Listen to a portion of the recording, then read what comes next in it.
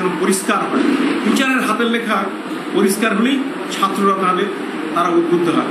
হাতের লেখা যদি খারাপ হয় পরীক্ষার সময় টিচার তার মন খারাপ, হাতের লেখা খারাপ দেখলে মনটা খারাপ হয়ে যায়, না যত ভালো লেখুক না কেন এর মধ্যে কিছু নেই।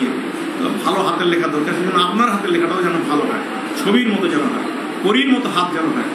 পরী যেভাবে আঁকে অনেকটা সেই রকমের হাত তৈরি করতে হবে। হাতের লেখাটা বড় হবে সাইজে, সুন্দর হবে দেখতে, ছবির মতো যেন হয়।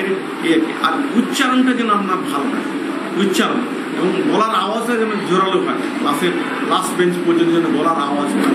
ছেলেমেয়েরা আজকাল প্রশ্ন বেশি করে না, আপনি যাই পড়াচ্ছেন হয় শোনে না বা শুনলেও বের করে দেয়।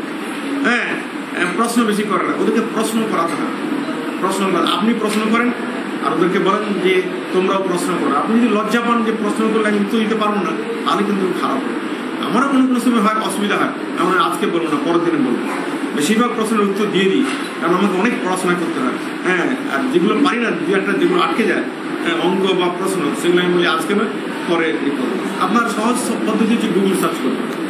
গুগল সার্চ করলে সহজে উত্তর পেয়ে যাবেন। তারপরে দরকার অন্য বাড়িতে এসে পড়াশোনা করবেন। আর আমাদের টেক্সট বই পড়তে হয়, ওই নোট বই পড়লে চলবে না।